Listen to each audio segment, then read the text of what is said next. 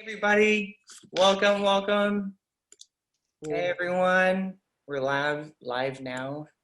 Hey everyone, you guys know the drill. Let us know what city you're coming from and represent for your town and what time it is over there. All panelists, let's see, and attendees. Okay, hold on. Let's see. Wait, there's like a setting where, oh, okay, there you go. Whew. Found it. Yeah, everybody, let us know where you're coming from around the world and what time it is over there. Represent for your city. And we'll wait for people to sort of like file in before we get started. But yeah. Let's see. Thanks. Can I? I'm not sure if I can see the chat, but. Oh, Caitlin, go down to. Oh, you can't see the chat, or you cannot? You can. I can see the chat for panelists. I don't think I can see the attendees chat. Oh, really? Let's see. Hold on. Yeah. It says chat is not on. Chat is disabled. Okay. What is that? People are saying that the chat is disabled. Yeah, it's people in the Q&A. The chat is disabled? Yeah. Weird. Huh. That is a Bobby thing. Trying to get it to where. Oh, maybe I figured it out. Okay. What about now, everybody? Can everyone? Hey, yeah. There we go. Exciting! Yay! It's working. Did it work? Yeah. Hi, everyone. Amazing. You Oh my did gosh. this thing. Fullerton, all right. Awesome. Amazing. Fullerton. Just figuring out this now. Okay. Yeah, sorry, my bad. There's so many settings and checkpoints. Yeah. Awesome. Well, okay, so everyone can see everybody now then? Okay. Well, why don't we go around starting with Brie, and we can kind of like hot potato it. Brie, hot potato, where are you coming from? Where'd you grow up? Okay. I'm coming from Burbank, California, but I grew up in So New far. York City. I'm just kidding. Stupid joke. Dumb joke. Go ahead. Sorry. It's okay. I'm from New York City, grew up in the Bronx. Yeah. Lauren, hot potato. Oh. Is that how it goes? Okay. Sure. I've been living in California for a very long time, but I was born in Vancouver, British Columbia, Canada. But now I am here. I'm gonna, I guess, hot potato Steph now. I'm from Southern California, here in like Newport Beach, and yeah. Nice. Oh, hot potato. Erika.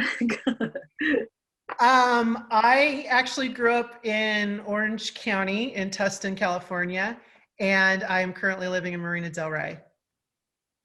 Justinian? I am from San Gabriel Valley, and I just came back from living 6 years in China, so I'm glad to be home. Oh my God. Whoa, where in China? Yeah. Where? What city? I was in Shanghai. Wow. I was in Shanghai, yeah. That's awesome. Yeah. Amazing. Crazy, man. And I'm Caitlin, everybody. You're going to be your moderator tonight. And I live in. Hi, Caitlin. Los Angeles as well. Awesome. We covered? Oh yeah. Okay. Yeah, I think we got everyone. Awesome. Yeah. Cool. Well, thank you so much, Bobby, for setting this up and having us today.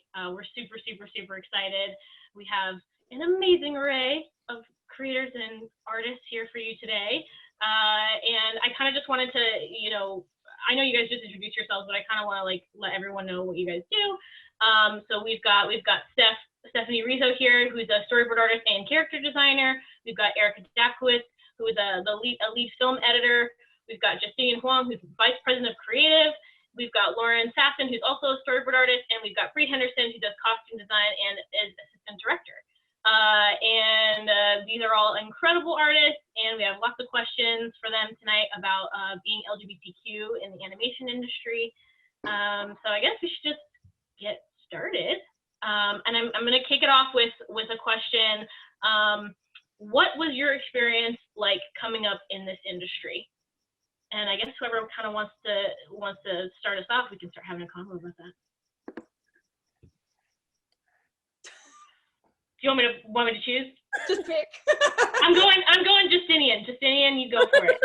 I think men always end up talking first. I would love someone else to talk first. Oh, no. Good call. All right. Brie, it's all you. Yeah, why not? That's fine. So, I mean, I graduated in 2018, and I moved straight from San Francisco to LA. And I guess for me, I mean, it was a bit rough. I mean, I graduated with my head kind of like up my butt a little bit, like I'm the best. And then, you know, the real world kind of like smacked me down. It was like, no, you're not. But yeah, you know, I cried a lot, got depressed a lot, you know, the normal, usual, thought about quitting a lot. Had a couple jobs here and there, worked with some really amazing people at some small studios. But then like after a while, I just kind of thought that the industry wasn't for me. And I actually went to FITM right before quarantine to work in live action as a costume designer for live action. And then quarantine happened right as I was finishing my first quarter. Oh, oh my God. So, I know, it was awful. But that's fine because I am here now. So there's that. Yeah. That is Yeah, good. you're doing amazing work. Thank you. Yes, I am.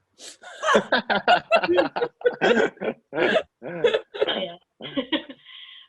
All right. Wait, sorry, quick question. Are you still doing FITM online then still through quarantine? No, so oh gosh, I'm miserable when it comes to online like learning and online teaching. And with the way FITM is, it's a quarter-based school. I know I wouldn't be able to keep up with it. Oh, gotcha. Yeah, understandable. What about you, Lauren? Oh, dang it, I'm gonna pull it. I went to school to study illustration animation, and I graduated and did the same kind of thing where I just didn't get work for a while. I thought, yeah, something came out like, I'm gonna get a job instantly. Did not get a job for a while. And then I ended up getting a job in animation, but it wasn't because I wanted to be a board artist, but I ended up falling into the stop motion animation world for a while. And so when I first started there, I worked at a studio in San Francisco called Cinderbiter. It was up there for like a couple years. And I worked up there painting replacement puppet faces for that.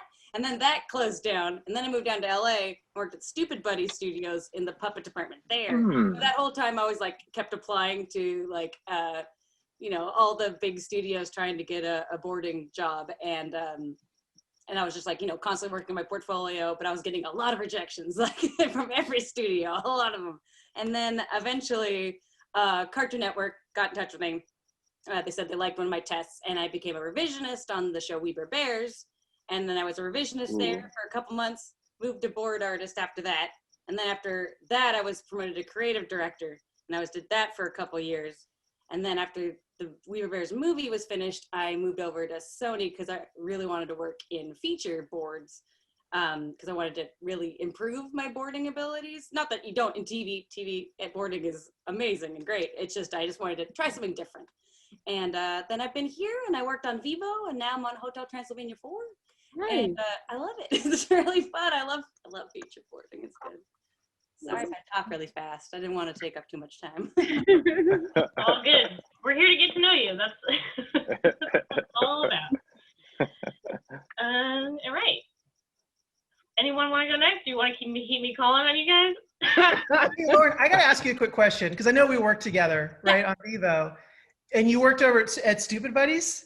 You did. Did you work to Robot Chicken? Yeah, I did. Nice. Do you know someone named Trisha Gum?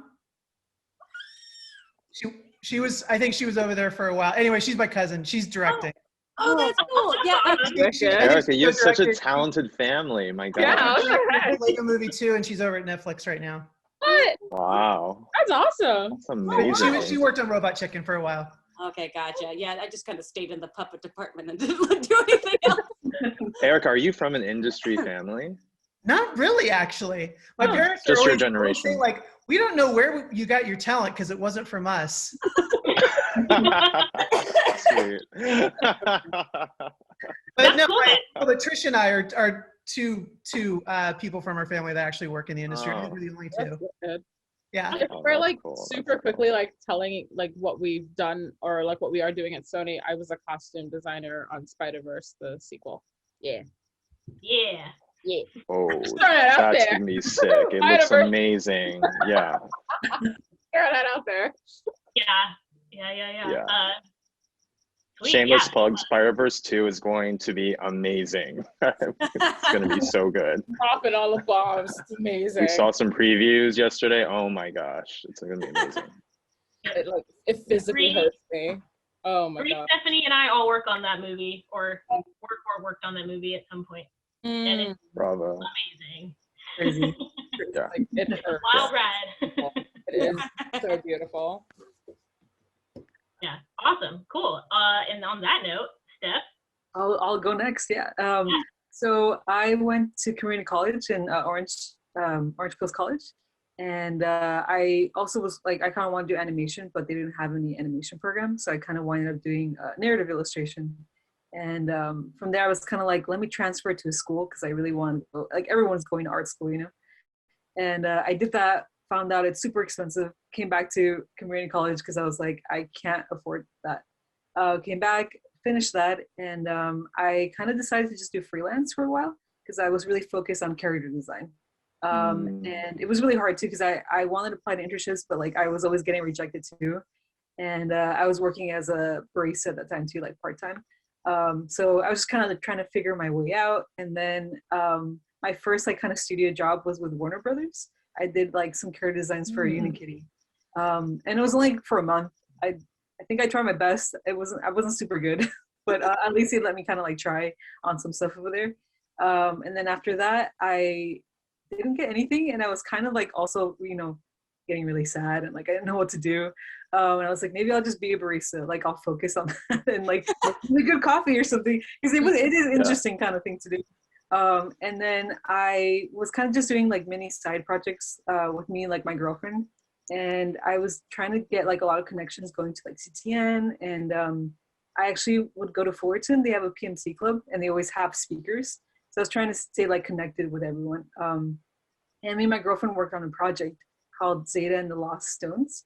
And we gave it to one of the recruiters there because there's like alumni, Matt Roberts. And we're like, maybe he'll talk to us. I don't know, like we'll see what happens. And after a couple months, he reached out to me and now I got opportunity to do like the story training program, which was completely different than what I wanted to do. But I still liked the idea of boarding. And I had like a few weeks just to do a storyboard portfolio and apply. And I finally got the chance to do that. I did the interview and I did the story training program.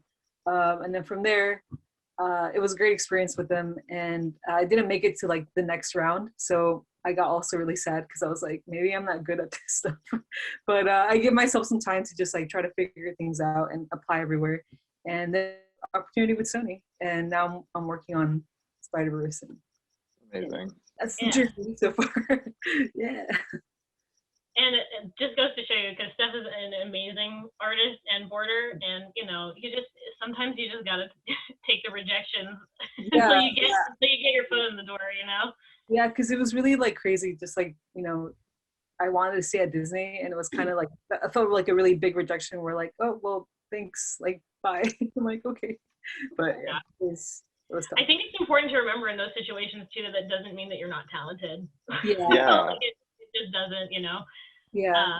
A lot of that's to do with timing, I feel like. And yeah. And Yeah, like the right eyes absolutely. depending on your work. And yeah, definitely at the right time. Yeah. Absolutely. Awesome. Cool. Erika, you're up. Hey, just real quick before I start. Hey, Steph, do you remember me? I do remember you. Yeah. Okay, good, yeah, no, because Kim, you're one of your teachers, right? Yep. Introduced me to you, and I took you on a tour at DreamWorks. Yes, I remember. Oh my gosh. That's amazing. That's amazing. I was like, I know you. I don't remember how, but I know you. Gave you while a ago, tour but of yeah. Yeah, it was a while back, but yeah, I remember that. Yeah, it was. Thank you for the tour. It was so cool. I was like, wow, like it works. So cool. So Oh my God. I got hired right after Lion King came out at Disney, Future Oh, Animation. okay. And my first project was Pocahontas. And I was love a that movie. production assistant when I started. So what was great is they used me as a utility PA, and I had a crash course in animation. So every 2 weeks they would put me in all the different departments. And I ended up in editorial on Mulan. So I was on Mulan for about 3.5 years, moved out to Florida to finish that film out there production wise, and just quickly rose up as an editor. I worked on Lilo and Stitch, helped make that movie, went over to DreamWorks, worked on, like Puss in Boots, The Croods, Monsters vs. Aliens, Flushed Away, and then eventually came over to Sony, and I am almost done, literally just weeks away from finishing Vivo. And it's a Lin-Manuel animated musical. Amazing. Amazing. That's amazing. Yeah, for those who don't know, Erika is the animation editor. Like I tried to poach her a few times when I worked at other companies. Erika is always the #1 choice. She really is. It's we're not. Yeah, that's not BS completely. It's true. Oh, so I'll go. Yeah. So there's there's I've had an interesting career, but I want to give like the non-LinkedIn version actually, which is this. When I was in my early 20s, I was, of course, a beleaguered assistant, also barista as well, but also like I was getting paid like 25K a year. It was not a lot of money. But I was also blogging at the time, and I wrote this blog called I Am Yellow Peril, which was like about my experiences as a gay man of color, and it was picked up by Huffington Post, and like I got a lot of feedback, and it was a really cool experience for me, because I used to think that the way I saw the world was so segmented and marginalized, but really like housewives from the Midwest were reaching out to me and telling me that they like related to what I was writing. That was really cool. But my family is a very traditional Taiwanese family, and they were pretty horrified that I was just writing about my life in such an open way, because culturally you're not supposed to be so open about yourself. Even if you're straight, you're not supposed to be so open about yourself. You're supposed to sort of blend in and all of that. And they sort of pressured me, and I eventually was like, okay, so I let the blog go. So flash forward to a few years, I was like 26, 27. I was on vacation in Shanghai, and I was just sort of like, Instagramming and stuff. And a former reader of mine who kept following me throughout the years saw that I was in Shanghai and said, listen, my friend works in Shanghai in the film industry, and you have a film background. Let me link you two up. And I was like, sure, why not? I was like 1% it's gonna be like an indie documentary person, right? Like I was gonna go to a hut somewhere. It turned out to be the head of what used to be the DreamWorks studio in Shanghai, and he asked me to coffee with him, and he hired me after that cup of coffee. So I just had one piece of luggage with me, and my whole career changed. I went from live action to animation that way. And I always think that my family was so worried, because they were like, if you write about this sort of stuff, if you talk about yourself as a queer person so openly, it's going to hurt your career. But really, it very serendipitously landed me, with you all today. And yeah, that's my non-LinkedIn bio, I would say. That's amazing. That is wonderful. That Yeah. is so cool. Yeah, that's incredible. Oh, and thank you. Also, like, Thank you. obviously very relevant to what we're trying to talk about today. And on that note, like, I would like to hear from you guys, sort of, what do you think, maybe even coming up, but even now, what are some of the challenges you see that are still facing LGBTQ people in this industry? And I guess in addition to that, like, what would you like to see change? Oh, can I please go first? I'm Absolutely. gonna come in here with a torch and set everything on fire. Ready. Like if you guys have ever seen me on a panel, I just like kind of go hard, and I don't ever mean to. I'm just really passionate, okay? Absolutely. Please. I am so sick and tired of the queer baiting in both animation and in live action. I'm just so over it. Like it's so disgusting. And like I see it in shows that like if it weren't for the queer baiting, I'd love it 100%. And then like it hits me that, you know, it's just dangling, you know, queer experiences and gay relationships in my face. And I'm like, why? What's the point of doing? Why? You're just gonna get hella backlash for that. It's not cool. And, you know, something that I genuinely like desperately want to see and then like also want to be a part of is just, you know, beautifully done, you know, both like kids and family animation and adult animation focused, you know, on queer stories and not the heteronormative. Like I'm so desperate for that. It's not even funny. You are not alone in that feeling. I know. So that's where I'll start us off with that. Brie, my cousin just texted me and asked me what queer baiting is. Oh gosh. Yeah. So queer baiting, wow, it's really like okay, so to put it in the simplest way, queer baiting is when like you'll have a character or two or whatever in a film and they're like the same sex and they're kind of maybe flirting, maybe, right. But it's like it's never addressed. And not to say that all, you know, queer reactions in films need to be addressed, but it's a certain way that it happens. Right. There's a couple of shows that I could bring up that I'm not going to bring up. You just got to find them and watch them. But, you know, it's also maybe just like going an entire film or show, allowing your watchers to assume a character is one way, only to say at the very end, in a toss away line that they're another way. And it's just like, why would you do that? That does nothing for me. Or like, or it's like when you have characters who are friends the entire time and at the end of the film or at the end of the show, they kiss or whatever. Again, why? You didn't build up naturally. There was no reasoning for this. It just makes no sense. There's a lot that you could go into for queer baiting, but I would like to call out some titles, but I'm not going to do that. So it's just, yeah, it's annoying. We're like all waiting. We're like, what? Am I allowed to do that? Is that a thing? What do you think? I think the audience is doing it actually. Yeah, I think the audience. I mean, Rise Up is non-studio, non-denominational, but. Can I bring up one? Just one, Caitlin?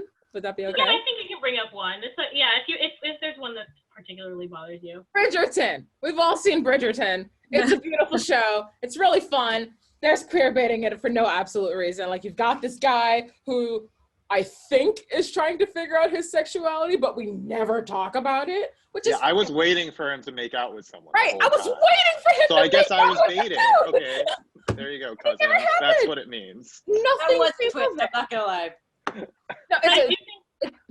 No, sorry. No, go ahead. Go, please. I was gonna say, bouncing off what you're saying, I think it would just, you know, to counteract that, it just would be better to be able to see more films and television that just had LGBTQIA characters in it as in general, and like stories maybe with them as main characters or not just like necessarily always just one character. Like we have the one in the movie, so we're good. You can have many characters of that, you know, like LGBT. I'm gonna say it wrong, but just, you know, like the more you have, it's just better and different stories and more diverse stories by going down that road, and it would be, you know, great to see that more. And the film industry. I think to both of your points, if you sort of want to, it sounds like what people are yearning for is just allowing characters to exist in their fullness, and include that queerness in who they are from the get-go, and allow them to fully be fully realized as characters and not just an afterthought of, oh, well, we need to throw. Right. Yeah. queer characters. We need to mention that this character is gay, or need to have him look at another male character a certain way to pull in the LGBTQIA audience. It's not right. Yeah. It's like, am I a joke to you? Is that where you're trying? I know I'm kind of funny, but I'm not a joke to you. Are there things that you guys feel like specifically maybe not just representation on the screen, but maybe within the industry that you feel like is still really challenging for LGBTQ people trying to come up and enter into the industry? Or do you feel like maybe we're in a position now where that is it has become a lot easier? I think it's actually becoming easier. It's becoming better. I mean, it's a slow process. But you know, I did a radio show a couple weeks back and talked about trans issues, and I got a lot of feedback from other trans people, basically loving that they're starting to hear from people behind the camera instead of people in front of the camera. Mm-hmm. And so I know specifically for trans issues, it's really important, and I think across the board with the community, that some of the storytelling comes from people with those experiences. So, you know, specifically for decades and decades and decades, I think Disclosure, the documentary on Netflix, goes into this quite well. Talks about the negative stereotypes that have been written about trans characters for most of you know, Hollywood's existence. You know, you look at stuff like Silence of the Lambs or Ace Ventura. You know, it's just, there's always this negative aspect. Even Dallas Buyers Club, it's like, you know, we're sex workers. We're sex workers, we're victims, we're criminals. Right. You know, and those are the basically, or we're played for laughs. You know, so those are the primary narratives that most people in my position have gotten to see. And so it was really heartwarming to hear a lot of people go, it's really important to them to also know that there's, you know, LGBTQ people and trans people behind the camera, helping tell these stories as well. Yeah. And so I think it's the more that, like, I know we speak and we have these conversations, I'm finding it becoming easier and easier with the different studios wanting to have those conversations and being more open to having them as well. And I've been in the industry since The Lion King, and I've seen dramatic changes since then, personally. I think, to be honest, I think it comes down to, you know, the higher ups in studios actually listening to people and not just assuming, you know, this is the kind of film or whatever that people want to see. Instead, it's like actually listening to your audience and pulling in people whose story you're trying to tell. You know, that would help tremendously, actually. And yeah, you're right. I see it. Like, currently I work at Netflix and I see it. You know, I saw it at Sony. You know, it's beautiful when it happens. Yeah. Yeah, definitely. I agree. I think we're seeing a major shift specifically in the animation industry. It's something that kind of tied back into what you said, Brie, about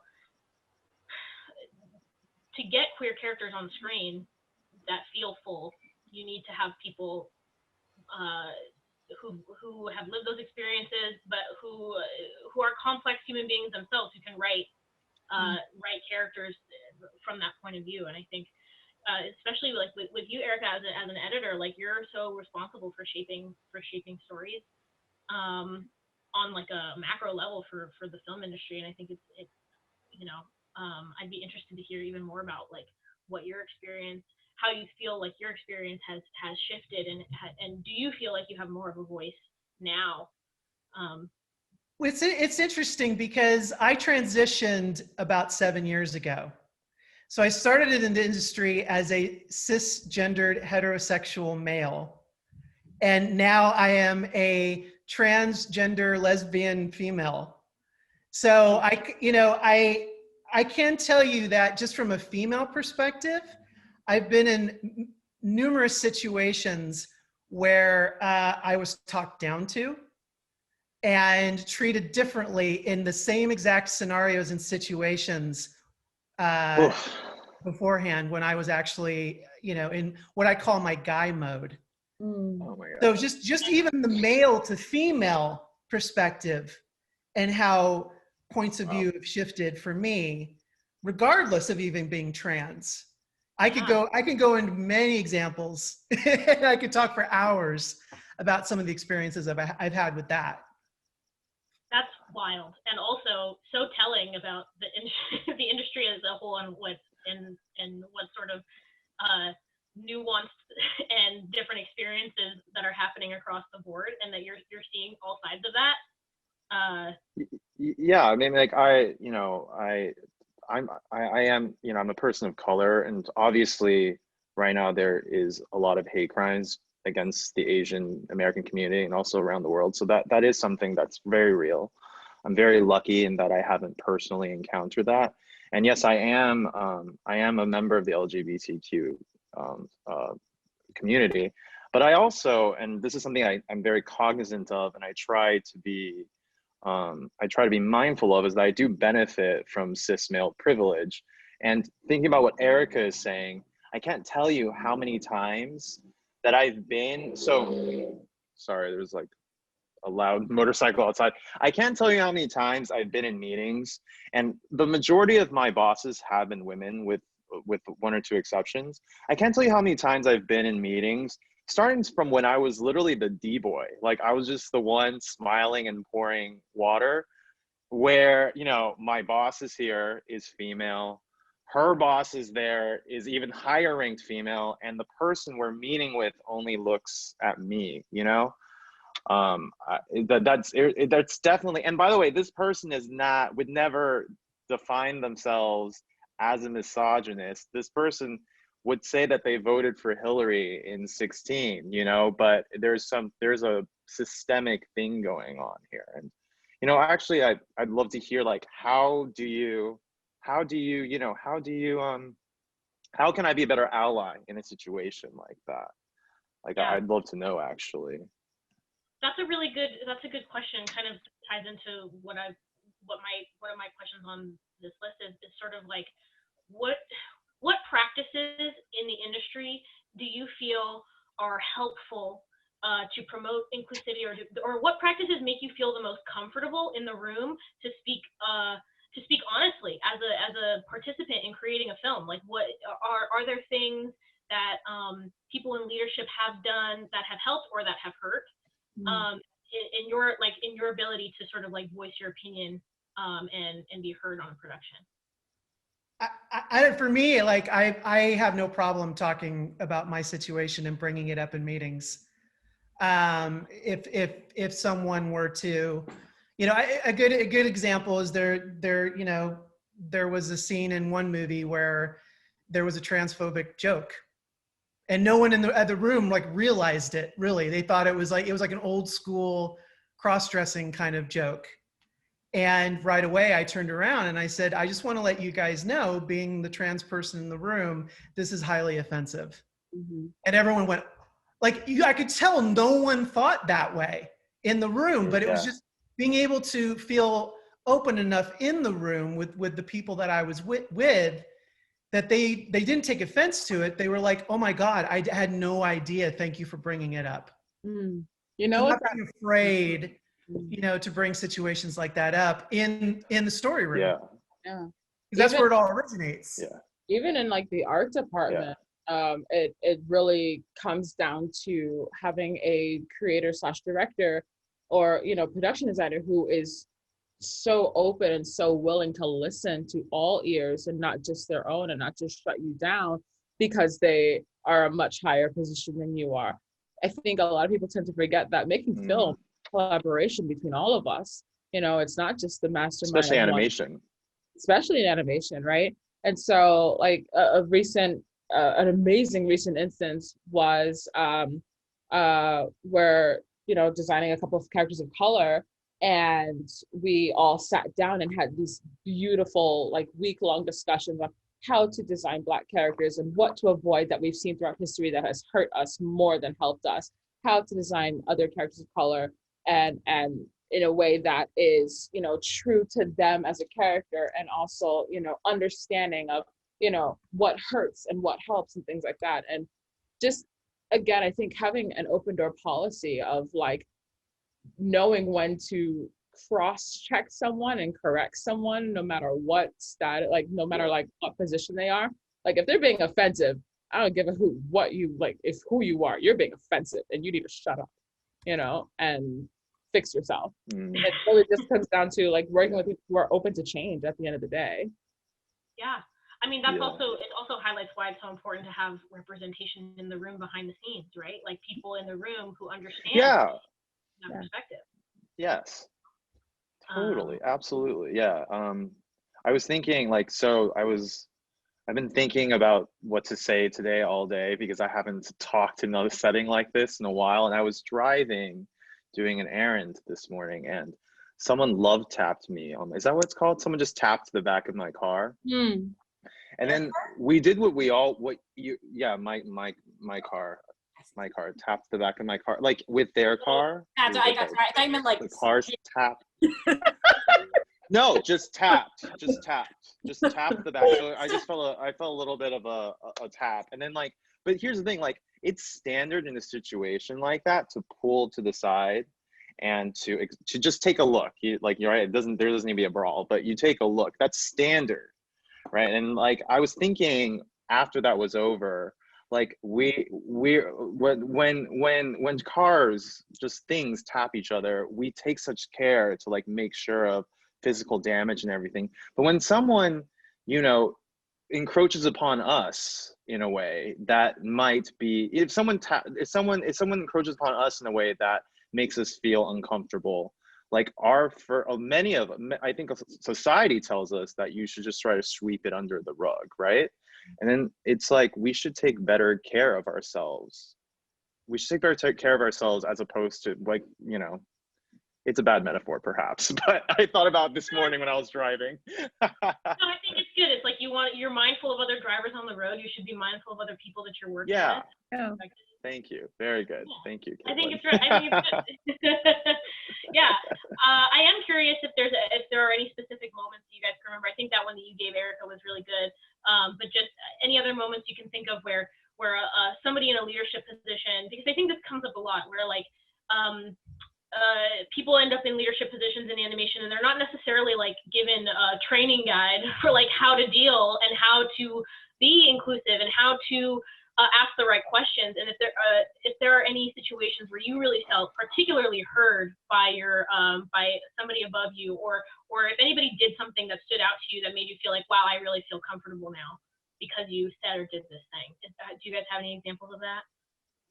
I just want to throw it out there. My current director is absolutely outstanding with that. She is just so all ears with listening to us to make her film better and better. And it's the most beautiful thing I've ever seen. And my goal is to be a director as well. And so I feel I'm learning firsthand from her how to listen when people, I don't want to say know more than you do, because that's not right. But when people have a completely different lived experience than you do, and have a different viewpoint on the world than you do, and literally just shooting her a message on Slack, hey, let's have a 30-minute chat about this, that, the other thing. And it's just wonderful, this amazing back and forth and understanding from both sides and what you both see in the world and how you both see things, and finding this awesome common ground. It's wow, what my lived experience matters. That's awesome. Yeah. It's awesome. It's also I can hear how happy it makes you. You know what I mean? And it's if we can spread that kind of energy to every production, I think people will feel heard, and stories I think will become more honest, because people are not afraid to say hey, this doesn't jive with me, or hey, this feels really good to me.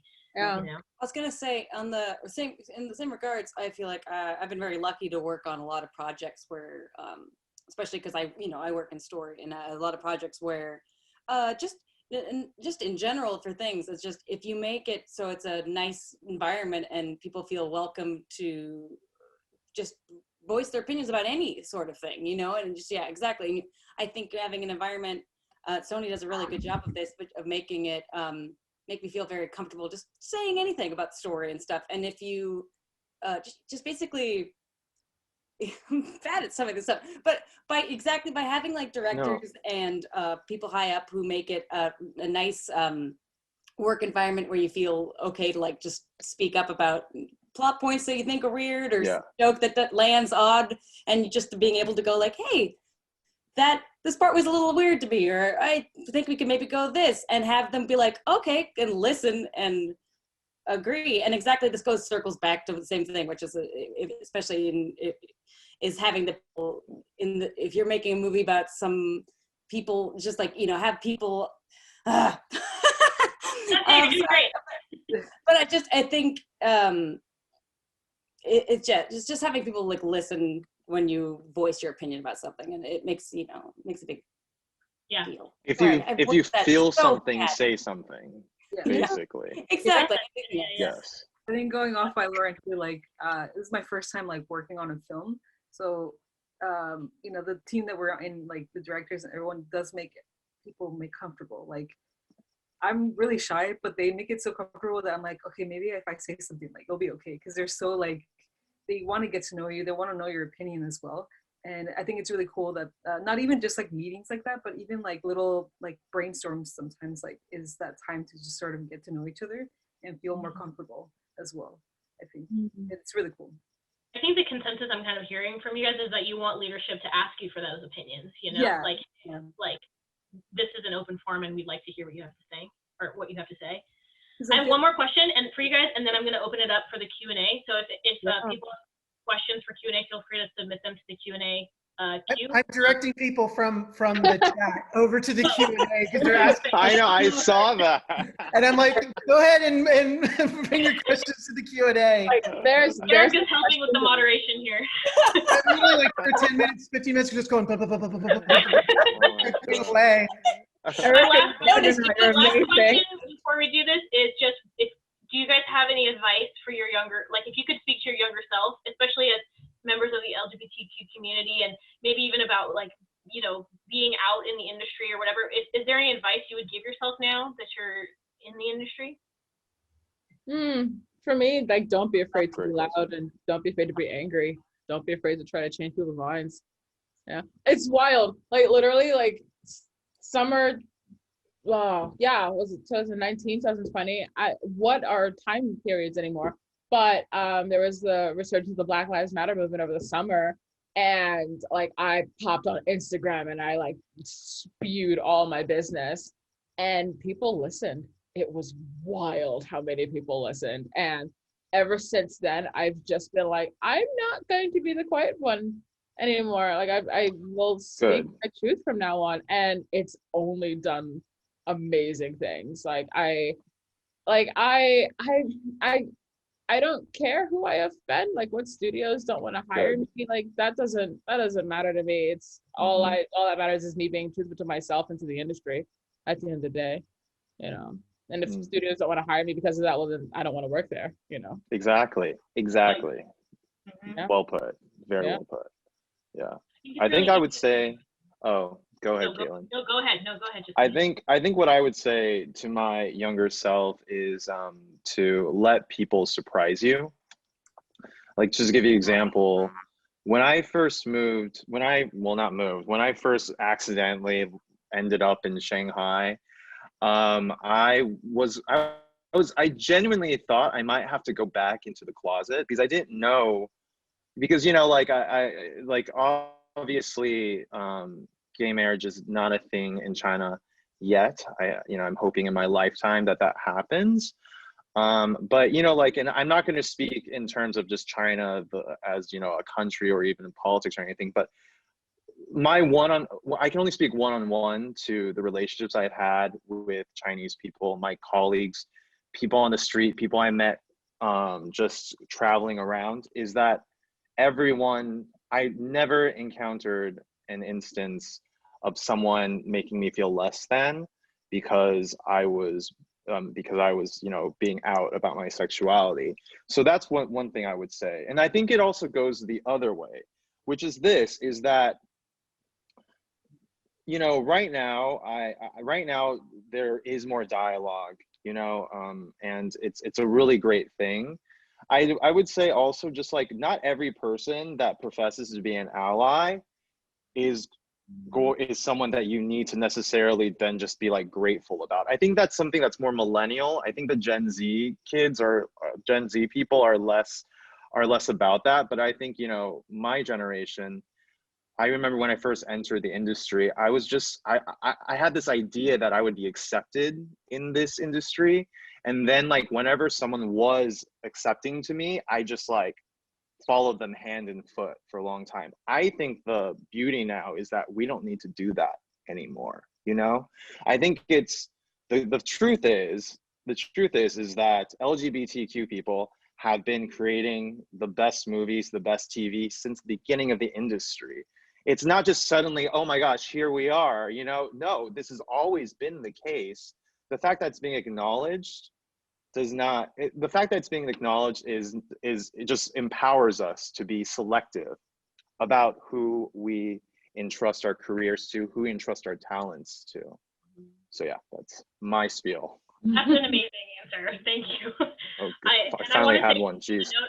On that note, of somebody who had a lot of internalized homophobia for a really long time, it is incredible to see people in the industry living out there and living truthfully and being who they are and being received in a way where they don't feel like they have to, you know, just follow the people that accept them or whatever. And exactly. Fear has a lot to do with it, and especially for me, because absolutely, I spent most of my career being scared, and you know, suffering with gender dysphoria. It took a lot of effort, probably about a third of my energy, just to suppress it. So you know, I was pretty miserable for a long time, and once you get to release that depression and that misery, and you just like, you're an open book, like it's amazing how much more energy and just, you know, happiness and stuff like that you can just put into your projects. And at least for me, like if I could go back to my younger self back during the Disney days, I would definitely like say, hey, look, don't be so scared. I know it's because rejection is like, obviously was the big thing for me. Is back in the day, you know, trans people were seen as pretty negative. And I always had the impression that someone was going to lock me up and throw me into an asylum. Because I think I even read like back in the 70s, they were still doing electric shock therapy on people that were coming out as trans. That's crazy. Well, thank you for sharing that. I mean, hearing you say that gave me chills actually right now. just like the you know, the reality that like when you are able to live honestly, like the freedom that comes with that is like pretty incredible.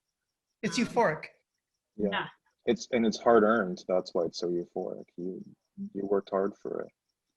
Yeah. How about you? Anybody else? Yeah, I mean, what I would tell myself too is like very similar, just like to be myself, because I have always been really scared of like what people might think of me and like, you know, coming out and all that stuff. And I think definitely just like Erika said, like it's so freeing just to be comfortable with yourself and just be surrounded with just good energy. So yeah. I agree with everybody saying. I think another big thing is just be nice to yourself and be kind to yourself throughout whatever process you're going through, because it's a big thing that you still have to do all the time. I'm still learning, honestly, to be good to myself. I can tell my friends all the time, you know, treat yourself well, be vulnerable with yourself, and have patience and things like that. But for me, it tends to be a bit. It comes a bit slower, but you know, it takes time. You're getting there. You know what? Same. It is very hard. I will say, to anybody who's like not quite in the industry yet, who's worried, who thinks that they need to just like suddenly become this person who's happy with themselves all the time, I can guarantee you that that's not the case for a lot of people in the industry. And I think it's a continued process of learning, and there's no arrival point, you know. And so I think it's okay if you're not there yet. You know, but we're all cheering you on. I always tell myself like we're like leveling up, you know, like every time we go through something, we're just like going on. Right? Yeah. Yeah, absolutely. Cool. All right. I think I'm going to open it up to Q&A right now. I'm going to start at the top here. We've got a question from Jess.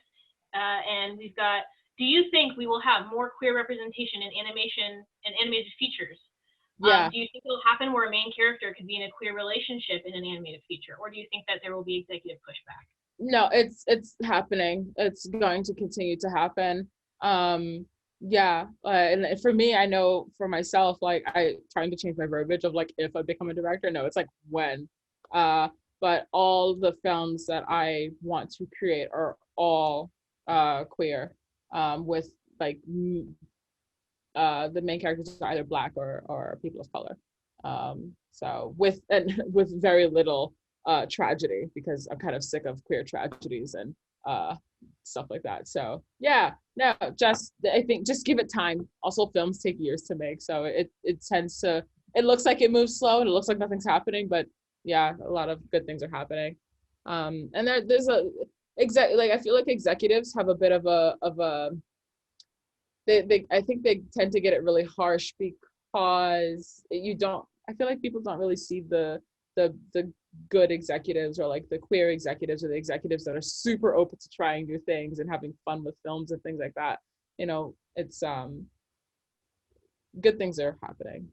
Just be a little bit patient with us. Yeah. Mm-hmm. Cool. I'm waiting for Elsa to come out, so I'm just kidding. Right? Come on. We all know it. It's a very intelligent question, because notice they said feature animation. And the thing about feature animation is that it obviously has a higher budget. And then when you get high budget, marketing people come in, a bunch of people come in with facts and figures and stuff. But I agree with Brie.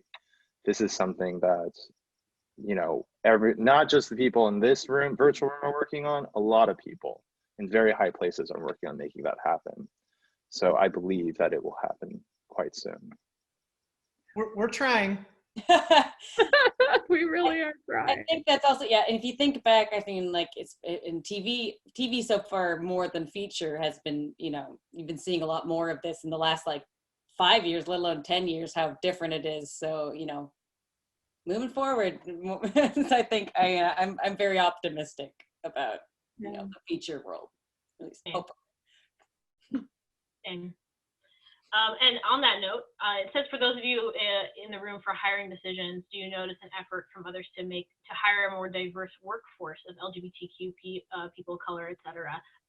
Maybe Justinian, I think maybe this one might be a good question for you. Absolutely, that is happening, 100%. And it's not just on our end. I've noticed that representatives as well are very open about the fact that, you know, listen, I want you, like, it's when I first started in this industry, everyone was you know, I don't like to put it this way, because some of my best friends are straight white men. I'm just kidding, but like every script I got that I read, most of them were straight white men. It's so diverse now, and that's a huge effort, an industry-wide effort to find more voices, diverse voices, of course. And you know what, like for me, let me speak as an exec, like for me, it's always I always, when I read a script, I tend not to look at the name. I just want to see if it's a great story. And even in this diverse, it's proportional. It really is. Like these new voices that are coming in that are more colorful, that are of different genders, different, you know, like all colors of the rainbow. Everyone is just so talented, and it's really making Hollywood better in general. It really is. And I think you can see that. Mm-hmm. I agree. Cool. It says, for Erika and others, what recommend to fellow writers who would like to have trans or non-binary characters in their stories, but want to navigate this in a way that doesn't just center on them verbally announcing they're trans and not fall into tropes and stereotypes? I'd love to have a main character who's a trans guy, but I don't want to make him one-dimensional. I don't know. I've had many conversations with executives and writers over this kind of thing, and you know, my point is, like, we're all human beings. Like, just because we're also LGBT doesn't mean that's like we're 100%. That's like what we're going to talk about all the time. So if you want to make a more dimensional character, like let them talk about other things like video games or sports or, you know, their favorite restaurants and stuff like that. Like you don't always have to put a spotlight on it all the time, because in real life, we don't either. Yeah, unless it's Sunday brunch. Then it's... I think for me, it comes down to knowing your characters and breathing life into your characters and taking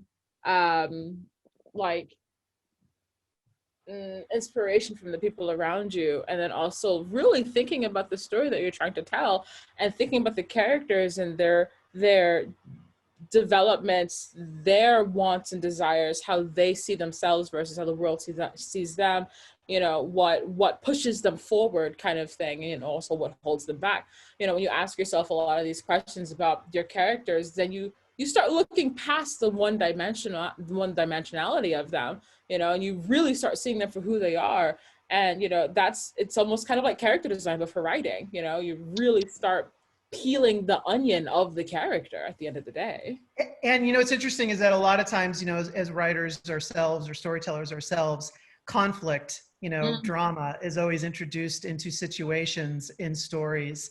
And it's one of those things where it's like, just don't take a gay character or a trans character and just make their only conflict be their LGBTQ aspect of it. Like, give them whatever other, we all basically struggle with what everyone else does too.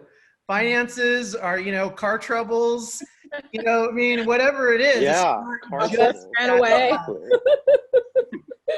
It's like a callback to the tapping of the car. Yeah. Exactly. We've come full circle. Yeah, I agree. I think on that note, Erika, like I think it helps to start from, if you're gonna start character out, I think it's always good to just ask yourself, like, if I was this character, how would I feel about when I go to work and and this problem arises? How would I react to that? If I was this character, how would I react to that? I think you got to start asking yourself, like, put yourself in the shoes of the person that you're trying to write, you know. And what is the result is somebody who has car trouble just like everyone else. Cool. And we have a comment from Eliza Harris, who worked at SPA, who just says, no comment, but you all are doing great, and I miss SPA so much. And we miss you, Eliza. It is 7 o'clock, but if we want to keep going, if you guys are willing to keep going, we have some more. I have to go to a bar. I have to go partying. I had a question. Is it still streaming or are we just recording? I think we're recording. Yeah. Because I see someone's mentioned there that they can't watch it anymore for some reason, but I was just wondering. We're recording. We record all of them, and then we'll upload them to YouTube eventually. Okay. I'm going to post that. I'm going to put that in the chat. Awesome. But we're still live, yeah? We're still live, yes. Cool. Let's keep going. I mean, there's some amazing questions. I'm happy. Please. Right. I have nothing to do. I watched all the Real Housewives for this week already, so I'm here. How we usually do it too is like we can keep going, and if anyone has to duck out, no problem. Just be like, hey, I need to duck out, and we can keep going. But like, there's no like big like rule or anything like that. So it's pretty casual. So yeah, keep going, guys. No worries. Yeah, I was gonna say the attendees, if you have more questions, go for it, because your questions are amazing. They're like stirring a lot of questions. Yeah. Yeah, they're really good. I've read all of them. They're really good. All right, we've got a question here that says, are there protections in the industry to keep one from being fired for revealing their sexual orientation and or gender identity? The industry does have a history of firing people for these things. So the Supreme Court ruled on this, and yes, there are protections. Correct me if I'm wrong, but I remember that case being very historic because it covered also transgender people. Yeah, it was last summer. There were three. I think there were three cases that got molded into one. Yeah. Yes. And yes, there are now California has its own protections as well, extra ones for LGBTQ people. But yeah, you're correct. It was a massive case that happened last summer. And it was the conservative Supreme Court that did that, which shows you that times are the struggle continues, but the times are changing. I don't know if this helps, but at Netflix we have a lot of protection against like LGBTQ, people with disabilities, you know, people who are not quote unquote like aligned with like quote unquote norm.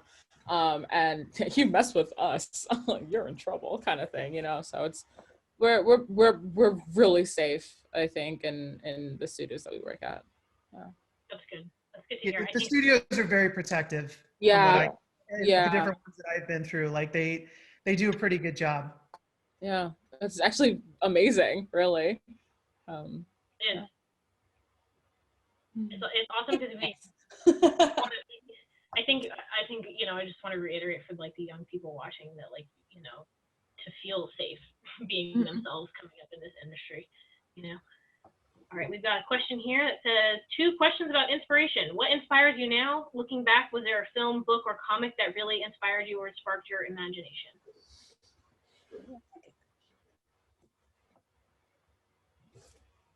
I know this is an on-the-spot question.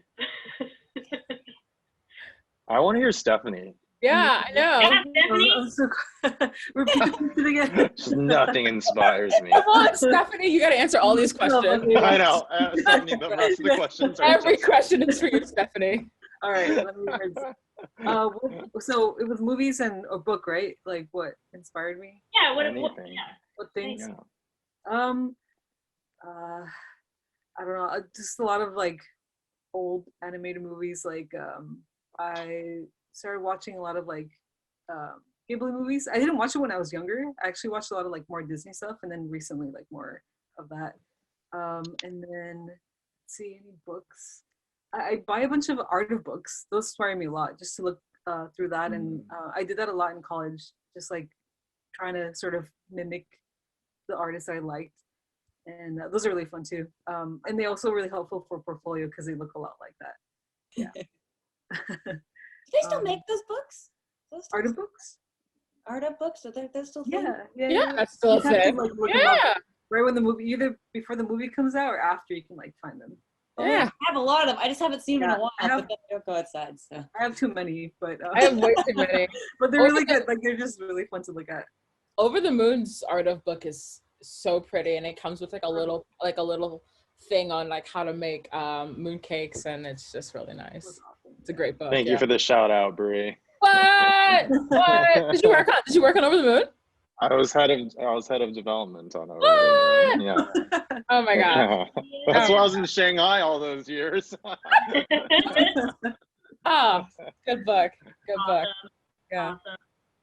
I'm gonna call out Lauren on this one because I know Lauren has a lot of inspiration. I was gonna say particular places. Or if I go back to earliest influences, I guess it's gonna be an odd combination, but like I guess Lord of the Rings and anime kind of created my personal taste of what I'm into. And I think that, you know, not still the same to this day. Are there any particular animes that you have the most love for? Ever? Oh gosh, that's the hardest question. Haikyuu is one of my Haikyuu! Oh, wow. Art book is right there. Screaming over here. Haikyuu is one of my all-time favorites ever, and you know, One Piece, and looking at my I really love My Hero Academia. Oh gosh, I'm like, shout outs to all my favorite animes. I'm embarrassed now. I'm going over it. Don't be embarrassed. I was gonna say, Lauren introduced me to iShield 21. Yes, iShield 21. Sorry, big shout out. Very fun, very cool. Wait, we'll talk later. I was like, have you finished? Does anybody else have any other? I mean, even like, are there any like queer specific stories that have that sort of like made you feel like, oh, this is possible? I can tell these kind of stories. You know, Revolutionary Girl Utena, if we're still hitting on anime, that one kind of did it for me. But it's not so much anime that does it, but more I am a history nerd. I mean, you look at what I've got in my background. I like most. Hey, your background's really lovely. Thank you. Like most of my books are all like historical accuracy, like for costume design, and like just like all about like European history, like African history, all that fun jazz. And I'm such a romanticist at heart, and like I'm so inspired by people falling in love in like the 18th century and stuff like that, and like the paintings and all that beautiful prettiness. And so a lot of what and I'm also really inspired by like Art Deco and Nouveau, of course, Impressionism. Instead of like more modern stuff, I'm really inspired by like the past, and I want to bring that forward into a lot of my storytelling and stuff. The past was very queer. Oh my god! Very, very queer. It was. It was. It completely was. This weird moment in human history where we're at, where we've just come from, you know, period of like, you know, we've come from a place where gay marriage was legalized only a few years ago. Think about that. That's crazy, isn't it? Like everyone else wants to act like it's always been there for us, and then we're like, no, that's not been the case. It's like, wait, yeah, like it's, but you know, the history is incredibly queer, you know. Yeah, I know. And it's like just why I love it's like, actually, if you look at the expanse of time, Yeah. you're actually more normal, whatever that means, you know. Hey, Lauren, I have to drop another anime bomb on you. Have you ever watched Ranma Half? Oh my God, that was my favorite. Oh Back my in the day, God. I lived for Ranma. Wow. Yeah. Anything by Rumiko Takahashi was like the shit in high school. Yeah. She's Anything. she still is the best. She's Oh yeah. great storyteller. Oh yeah. Really amazing characters. Ranma's just perfection. Yeah. Well, that did it. That did it for me. Yeah. That's a really good one. That's a really, really good one. On your point too, Justinian, like if you look back, I don't know, like a couple hundred years, it's like before that, it's like everything was so queer. Yeah. Everyone in history was so like, it was so normal. and it was only, I think, with sort of, you know, some sort you know, religious and other sort of you know, institutions that have sort of made it the other. And I think the reality is historically there are so many queer stories, but we're not necessarily taught them.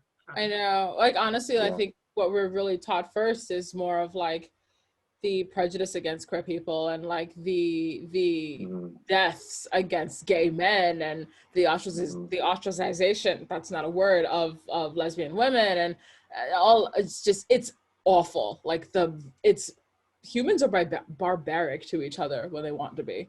Like they just because someone wants to love someone that is the same gender or sex as they are, people can be or express themselves differently. Yeah, you know, it's horrible, actually. Yeah, I think what it comes down to too is a power and control thing.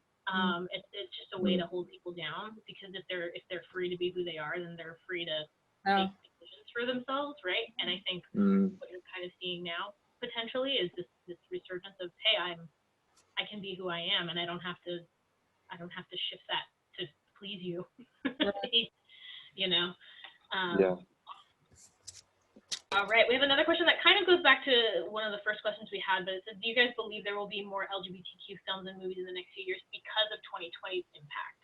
I guess the answer probably to that is yes, I would say. But do you think there's anything in 2020 specifically that sort of has like shaped sort of like where you think films are going? Well, I think definitely the BLM movement brought it. Like, you know, it's I was watching Bridgerton. I was being queer baited by Bridgerton the other day. We were all queer baited. It's okay. with one of my uncles who's white, and he was saying to me, he was like, you know, he was like not even that long ago, just like a decade or so ago, you would never even see a mixed race couple in a commercial, you know. So he was remarking also, he's obviously he's in a mixed race couple as well. So it was very significant for him to see that. Yeah. Awesome. Yeah, I mean, it's totally true. It's totally true. It's a kind of alarming how recent like the development of film and TV has been to this point, like featuring people of color and queer people and people who are considered, outside the. Yeah. the But see, that's the power of what we do. Like we make things, we have the ability to just normalize things, like that's the beauty of media. We're really handed something incredibly special, and it's also a big responsibility. It's why our voices are very important to be in the room, for sure. Yeah. I think if we're gonna have this sort of conversation, I think I kind of want to let like our viewers know, but also like us on the panel, that if we're gonna talk about like people of color in film and animation, like don't be afraid to like have characters that are brown, just darker than like the sort of commercial Hershey's brown. Like I'm so used to now seeing brown characters who are ever so slightly lighter than I am. It's like we don't see characters of color in animation that go real gorgeous, ebony, dark, and even darker than that. And I'm desperate to see that. And myself as like a future director, I'm going to have a lot of that because I'm so thirsty for that. And I don't care what it takes. If we got to do some special lighting to make people look beautiful or whatever, it's gonna happen. But it's, for me at least, like being both Black and queer, I feel like we're still lacking so much even as we move forward. But I know it takes time. I'm just impatient as all hell. So I think we all are. I think you're right. The thirst is there, and I'm Thirst grateful. is real. this is real. Mhm. Mhm. But it's interesting because I think earlier someone had mentioned that, especially TV, it's easier to kind of do these things. Right now, when you're talking about a big budget feature, there's so many more elements that go into it. Marketing's really like involved in like, well, what's going to get you the biggest return? I mean, I'm sorry, but that is the reality. I know. It's the truth. And I think that's why it feels so much slower of a progression in feature films as it does in, say, TV these days. Because I even when after I transitioned and I started having conversations just about female characters and how much like people judge the female characters, like studio execs and different people, more than the male characters, and they're so more critical of their behavior and what they're wearing on screen in animated films, that it just blew my mind. Right. So it's like even down to just male versus female characters. Yeah. I have gotten a note in rooms with executives that you're going to have a harder time making this happen because it has a female lead, which is, it's disgusting. That's stupid. Honestly, here's my opinion on that. If you get an executive or whomever telling you that, then they're not doing their job at all. They're being lazy. That's what that is. They're not putting in the effort to help make change and to push change. Yeah. Absolutely. Agreed, but unfortunately what it does is it tells you if we're having a hard enough time just from the male to female side of things. That's why it's often sometimes a struggle to get an LGBTQ character in there. Yeah. It's so sad. I feel like studios are missing out. It's like all you gotta do is just give us 2 characters the same sex that love each other. You'd make so much bank off of that. Make bank off of me, people. Well, it brings up an interesting Brie, I don't know how you feel about this, but Pixar, right? Didn't Pixar have something that happened in Finding Dory, where there was a big controversy where people thought that there were 2 women in the theme park that were gay, and it became this big story. How did I miss this? I've seen that movie like 3 times. Well, I mean, I also saw this movie years ago, so I think that's awesome. That's a small step. But there were a lot of people that were angry about it. Yeah. That's not. And that's why it generated so much controversy. But people are always going to be angry. That's the thing. No, I know that. I know that. I mean, one of my friends, Dean Dubois, I think, brought out. Great director. Yeah, How to Train Your Dragon 2. I worked with him on Lilo and Stitch and Mulan. Mm-mm. And he actually said that one of the characters in his movie is gay. And it got a lot of praise, but it also got a lot of pushback. Yeah. Too at the same time. And you're always going to get that. You're going to get that. You're going to get the positive as well as the pushback. And I guess for me, it's like, I I don't care about the pushback. I just care about like making people like me happy at the end of the day.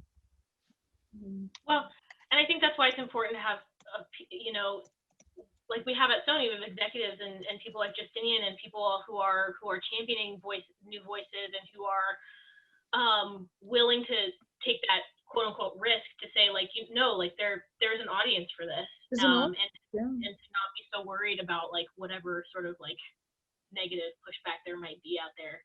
Yeah, you know, it's rough. Like there's change in the industry, but yeah, it's slow and rough, but it's there.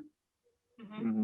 It is there. It's baby steps, right? That's the It hard really part. is. Yeah. We want our cake and eat it now, but at We the same do. time, there's so many different variables in this equation that we're having to kind of maneuver with and around. Yeah. Still steps. Definitely. It's still steps.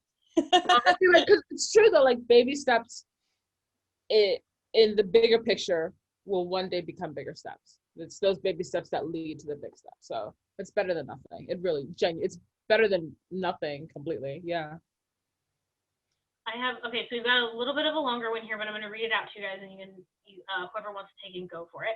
It says, I love to design gender ambiguous characters and personally give some LGBTQ stories, but since I don't feel part of the community because I'm still on my journey to find a title, I don't want to be a part of queer baiting by simply putting any LGBTQ title in the caption, since I'm not part of that experience. What do you feel is queer baiting in posting art? And can someone who doesn't see themselves as queer have the right intentions to create queer characters?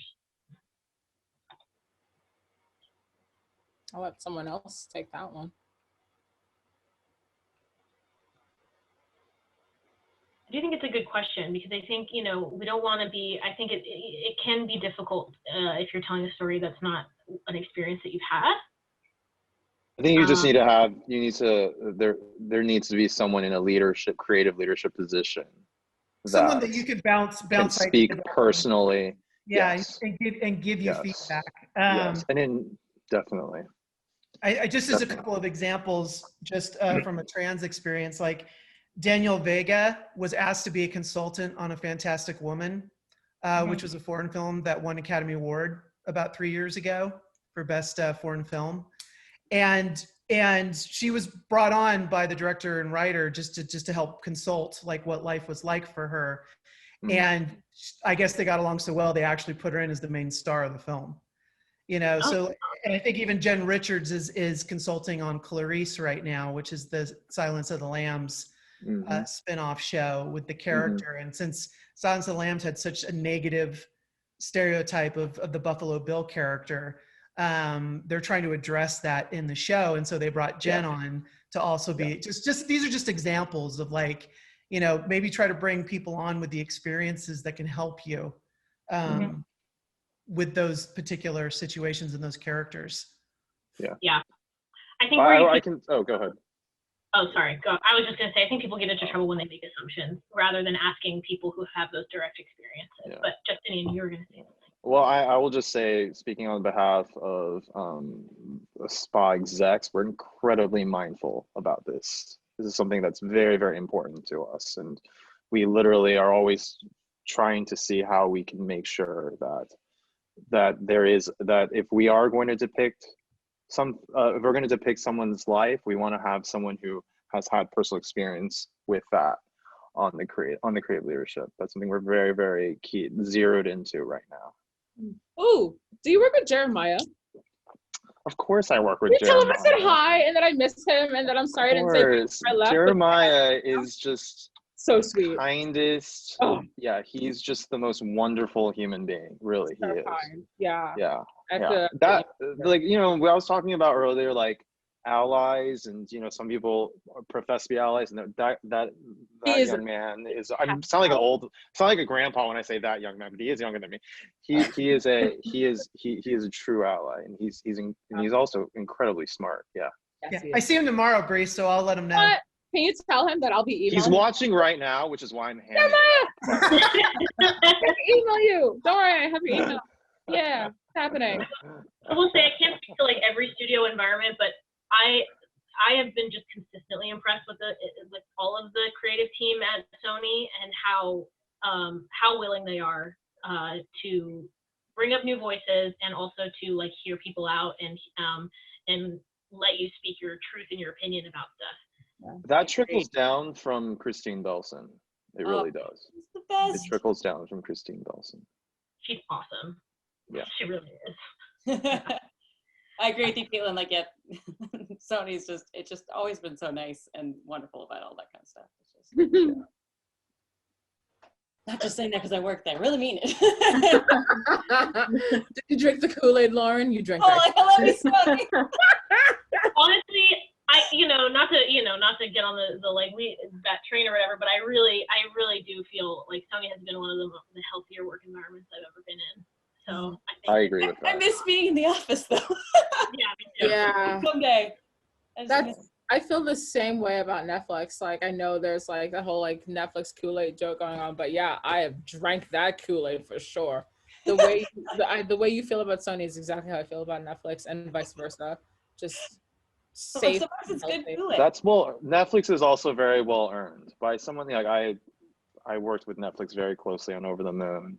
Mm-hmm. And I also brought another movie to them, so I know them very well. They're very mindful of making sure that they're based, that they elevate voices of color, different voices. Yeah.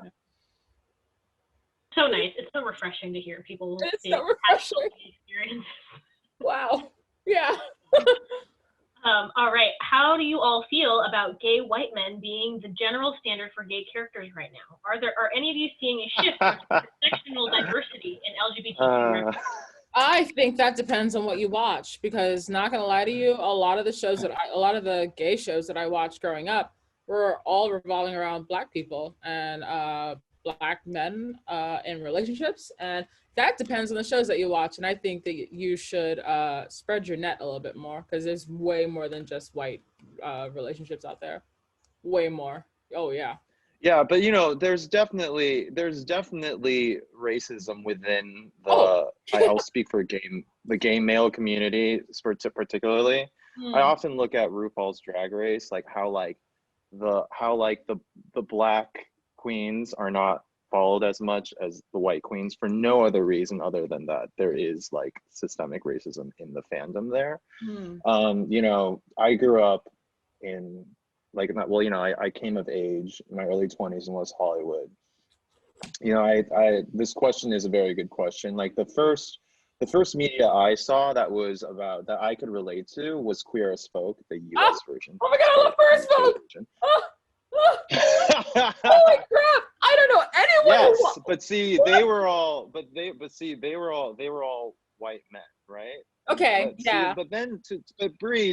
But to answer your point, Brie, Noah's Ark was also Noah's Ark though. Hear me out. Yeah, exactly. Yeah, exactly. Yeah. So I would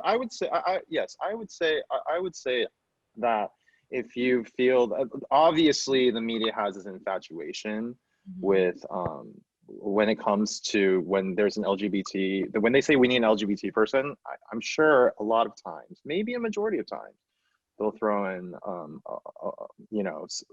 white gay man. But at the same time, like some of my best friends are white gay men and they're wonderful.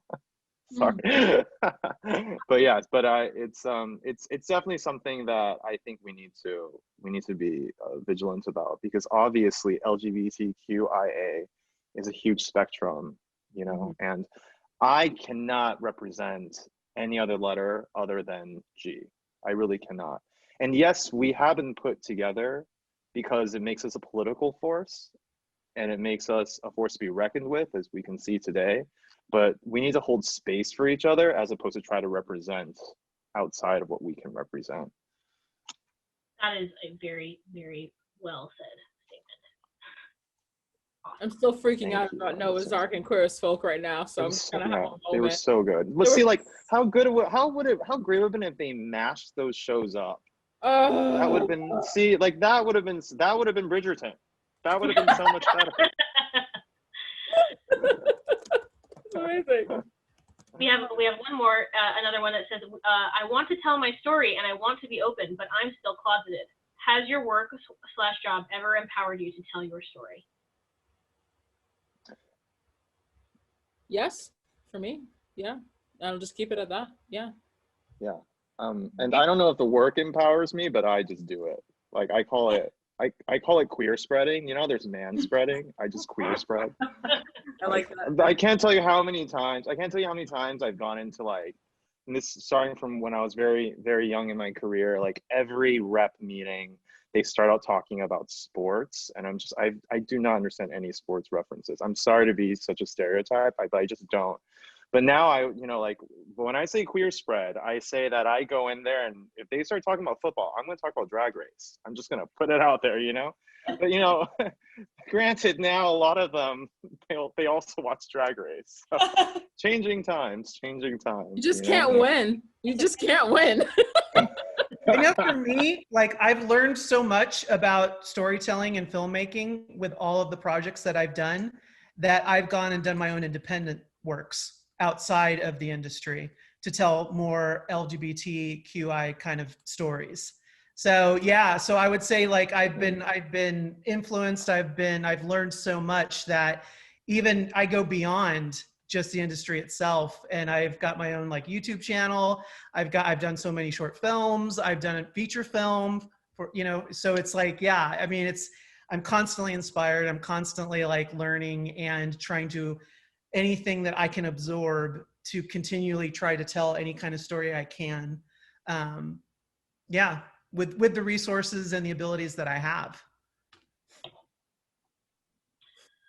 That's awesome and very inspiring. On that note too of being closeted, I'm just moderating here, but personally, I have not been very open with the world about my sexuality. This is Goat, my cat.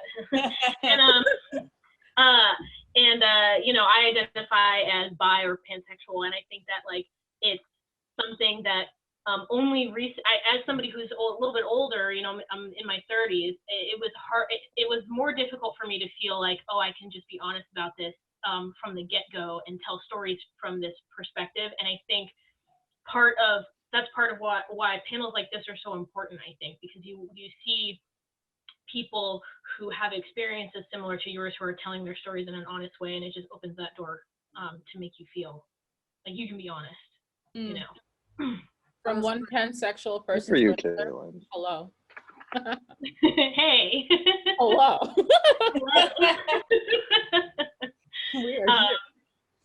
I was gonna say, like, I'm also just starting to sort of be more open like that too, Caitlin. Like, I feel like coming back to like being scared. I think I'm also just trying to tell myself not to be like afraid of just being myself with my art, because I do come from I came out to my parents and everything too, but it's sort of that like it's still behind your mind of like, oh, can I be myself with my art? And definitely like studio has helped sort of push that as well. But yeah, like it's scary, but I think I'm getting there too as well. I think for me, in terms of like being myself with my art, I mean, all I draw are queer women and queer men. Like, you look at my Instagram, gosh, I got so heavily into Good Omens, like 2019. Oh, me too. And, right? Oh my God. Like, so my Instagram is like half Aziraphale and Crowley just being disgusting with each other, so it's like all I draw. I'm like following you now, Brie. I don't post on Instagram anymore. Like I haven't posted in months, but go ahead. I don't read like heterosexual books. I don't follow like real like heterosexual shows or anything like that. A lot of what I watch, a lot of what I consume is all queer. All of it.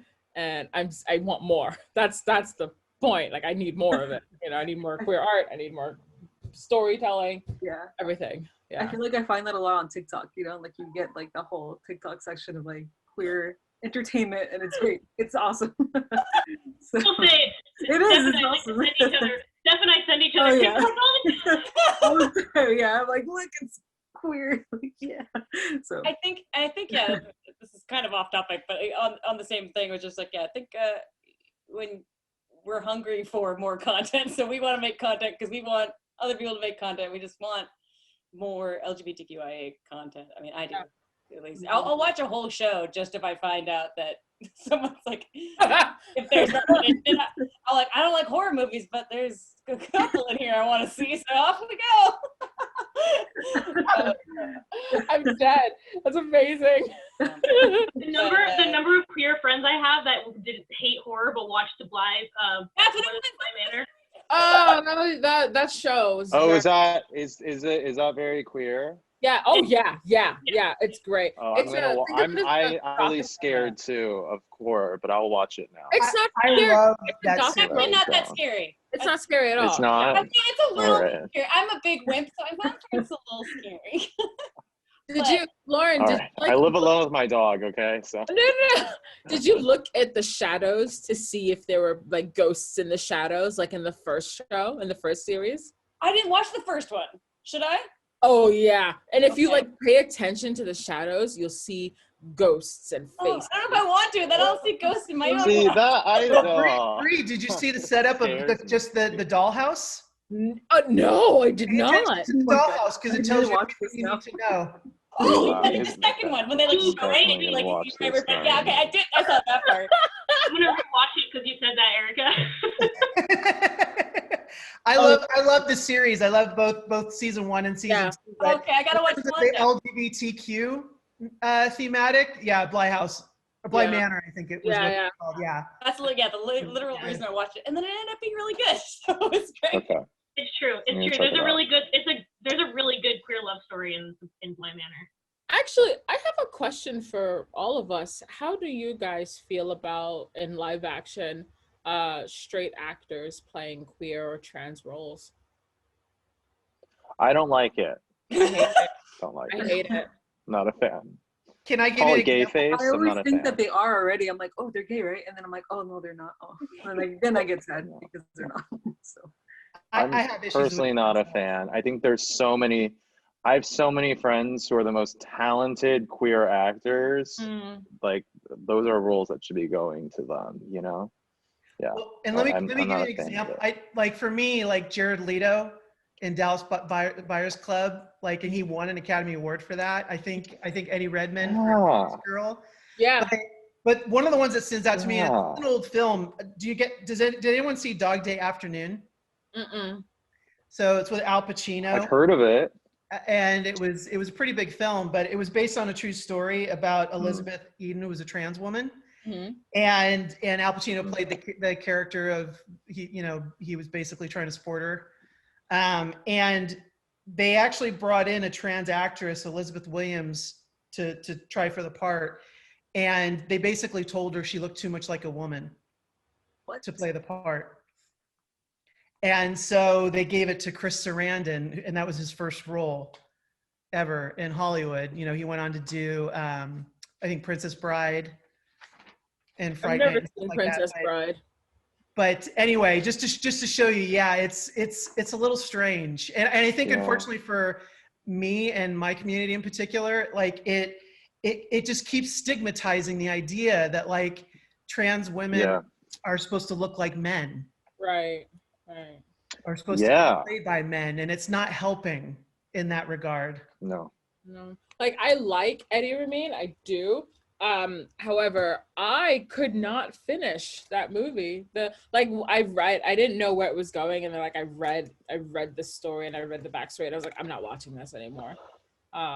It's also like seems to be like considered a golden ticket to win an Oscar, which is also like feels very problematic to me. And it's going to what I was saying earlier about like not people call themselves allies. We can be more selective about that. Definitely. Yeah. I also just think it would be better if a lot more, not that just if you're casting people who are that sexuality, it's going to add a level of depth to the character. Also, give more opportunities to the LGBTQ community. So like I think it's fun. It'd be more fun for me to watch. Also more believable portrayals of things. Right. Oh my gosh. More authentic. And also just normalizing seeing people living in their own skin and their own identities on screen, right? Just like, hey, these people exist and are amazing, and like shouldn't be forced to be misrepresented. Well, that's why it was such a shock when Laverne Cox did Orange is the New Black, and people were like fell in love with her, and then realized, wait, she's a trans woman. Mm-hmm. Yeah. But it was the start of a positive movement. What Laverne was doing, not only in the show but also like in real life, and people could start associating the two together and go, oh, look, she's cool. Yeah. Yeah. Like there's nothing. God to be bless freaked out about. Laverne Cox. God bless Laverne Cox. I remember when I remember when the dialogue was very new and she did the talk show circuit promoting like the first season, and the questions she was asked, and but we've gone a ways because she was great at being like, yo, that's not a cool question, Right. and I feel like that's part of the. I did that several times. He's like, yeah, no, that's a no. We don't. That should be asking that question. Yeah, exactly. And that's the other thing is trans women like women are often objectified, and so especially like Laverne pointed that out, during some of those circuits, that like, would you ever ask, like your friend that question, or like other people that question, in terms of like, body, Right. and sexual, like, kind of very specific questions. It's like, no, like, look, we're human beings too. And I think Laverne did a really good job of kind of laying that law down. Yeah. Awesome. Okay, we've got how has making art or consuming art and media helped you to understand your own story?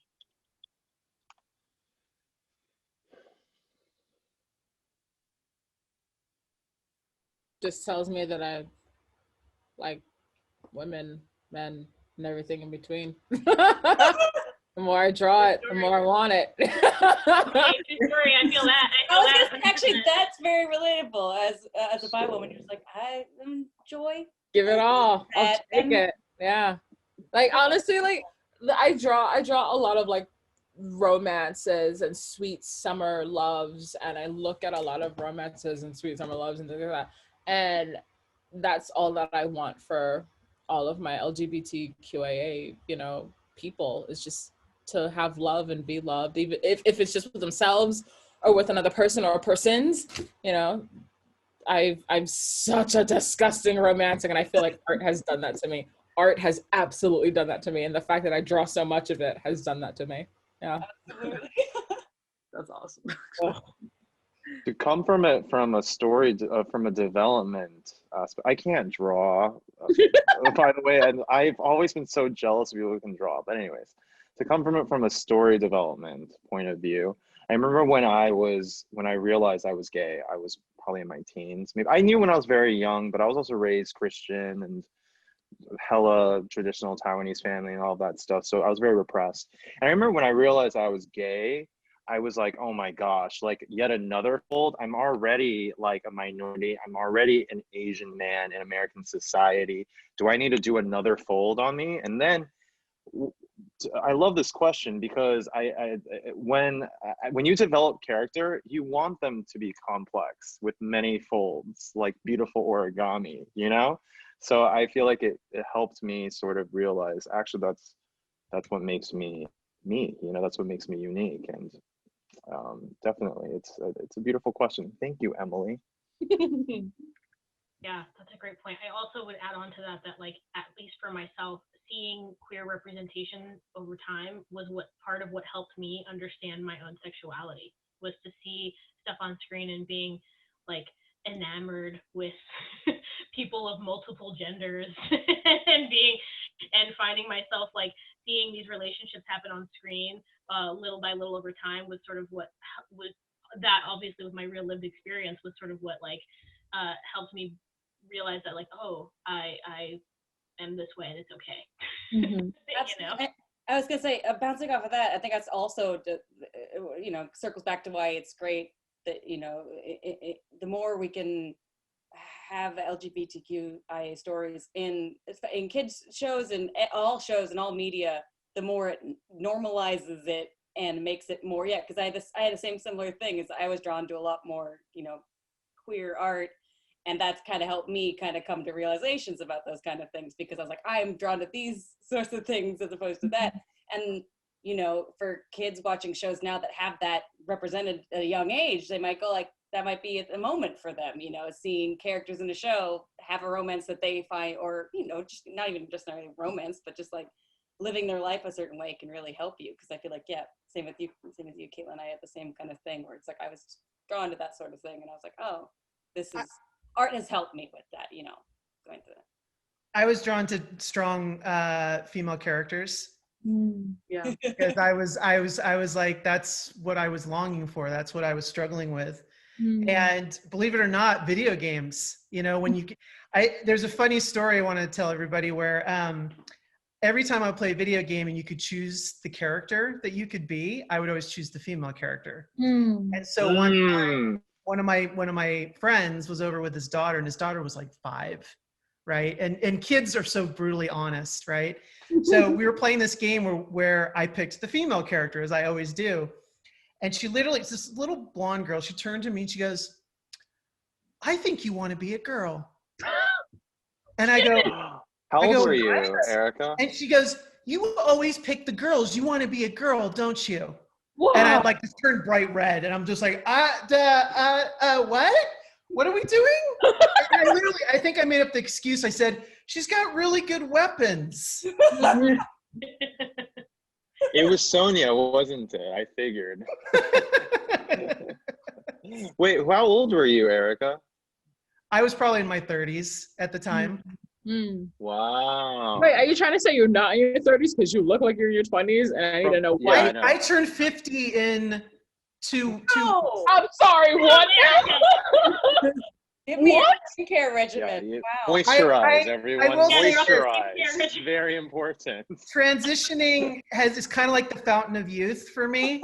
I feel Sorry. like I'm doing the Benjamin Button thing, and I'm going backwards. Are you gonna become a baby?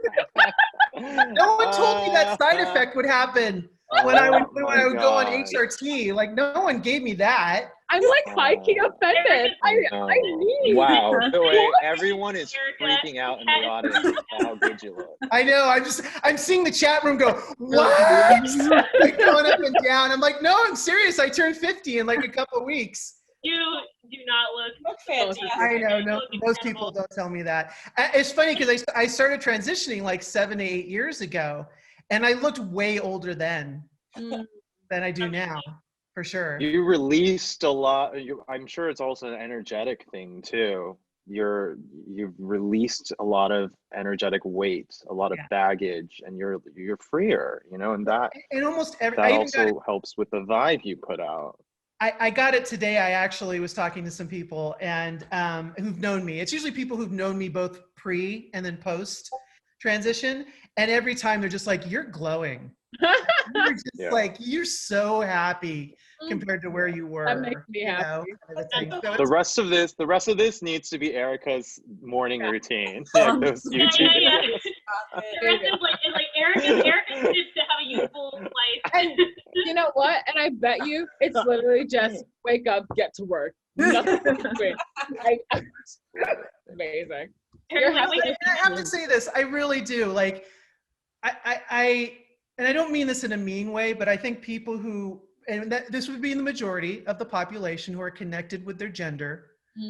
Like, I don't think everybody realizes, like, from like a perspective of mine or trans people, like how good you have it in a weird way. Like it's one of those things where, like, I think a lot of people take it for granted because you don't understand. Like when you have gender dysphoria and you're disconnected, like I was, you're miserable every single day. It's like you got a black hole in the pit of your stomach that's just eating away at you. And then once you solve that issue and you've transitioned, and I never thought I'd ever feel like this in my entire life. Like, it's euphoric. And I wish I could bottle up that feeling and give it to everybody, just to let them know, like, how fortunate it is, you know, to kind of be connected. I love that. I love that. I love you. that. Holy shit. that's amazing. Thank you That's for amazing. sharing all like the feelings around that, because I think it's really important for people to hear.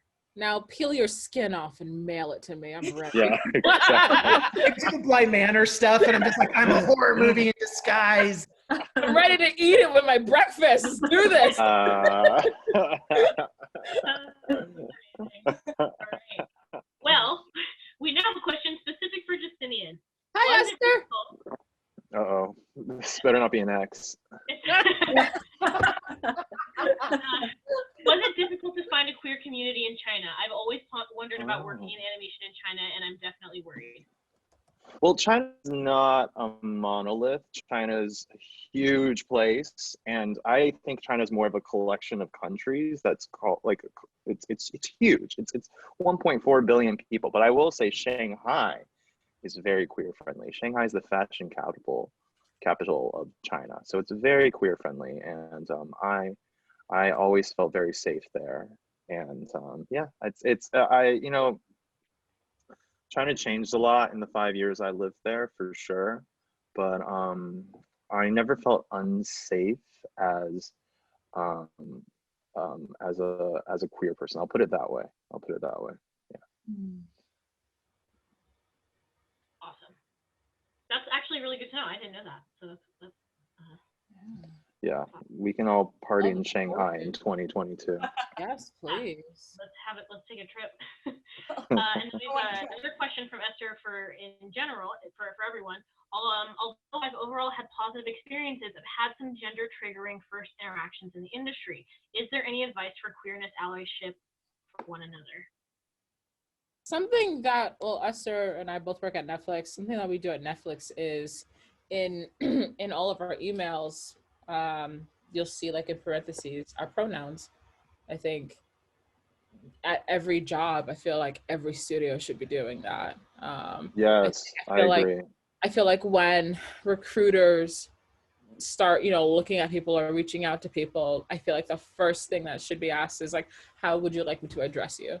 Very respectfully, and it just so that people aren't like misgendering people or triggering people or, I don't know. Yeah. If I don't know, I just use they now. I'm doing my best to do that for sure. Mm-hmm.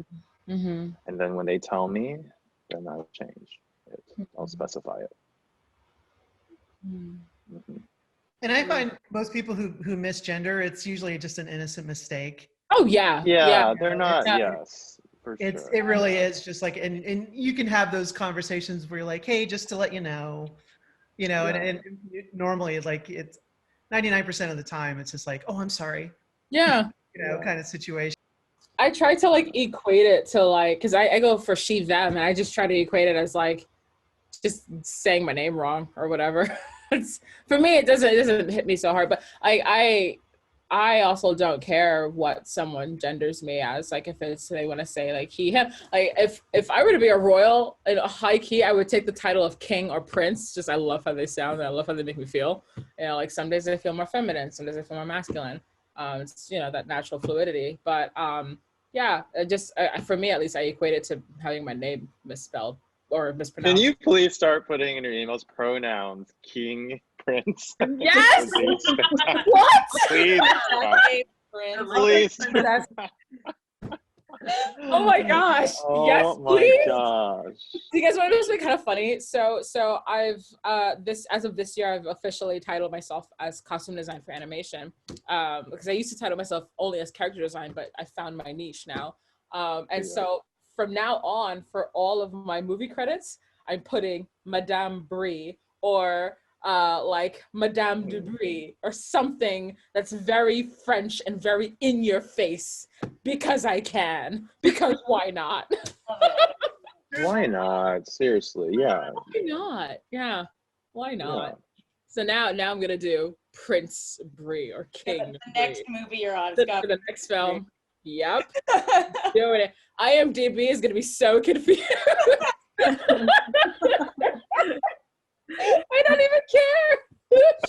Oh, but it's fun because you can actually do it. That's the weird part with credits. You can literally title yourself whatever you want, and so it's why not? Why not? Yeah. Just be careful though, because with me, like people like they'll look back and y'all have situations where they'll come to me and they'll go, Disney got your name wrong. Oh no. And I'll be like, what are you talking about? And like I watched Mulan over the weekend and I saw your name and they spelled it wrong. Aren't you mad?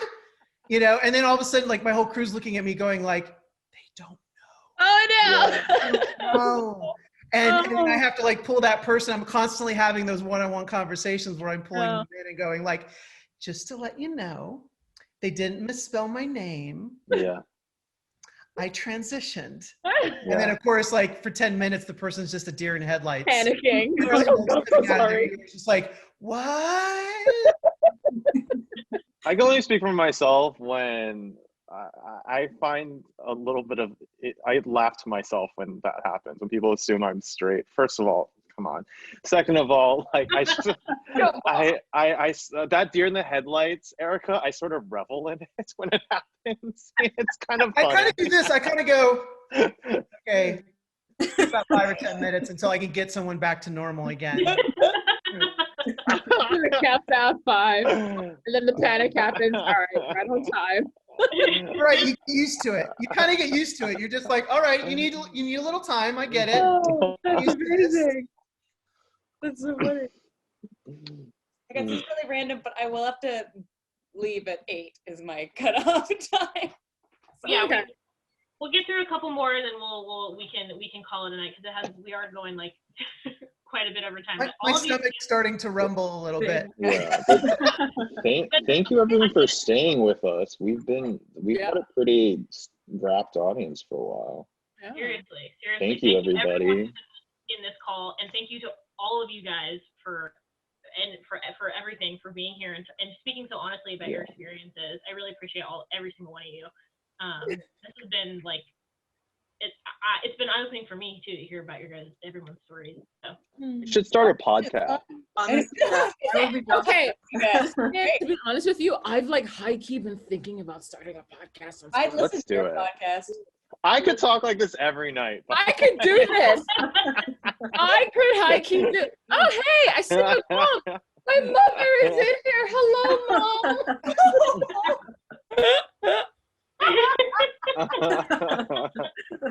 Awesome. oh, amazing.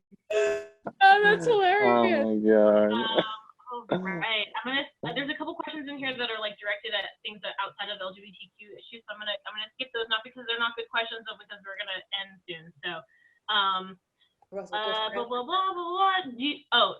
This is kind of a good question. Do you meet or see other LGBTQ people in your job on a daily basis, or do you find yourself always being the only one in the room? And maybe how does that make you feel?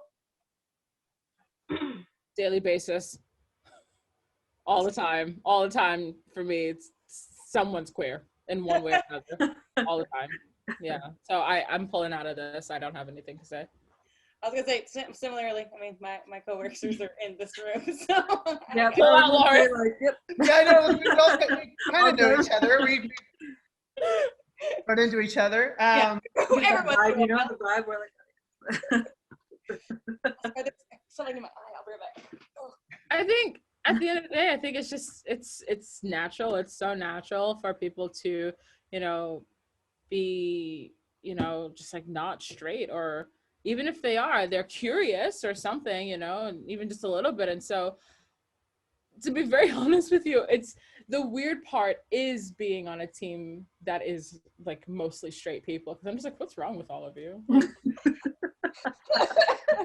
I'm like, none of you peaked yet? Like, what do you miss in your life? Excuse me? I'm in the wrong place here.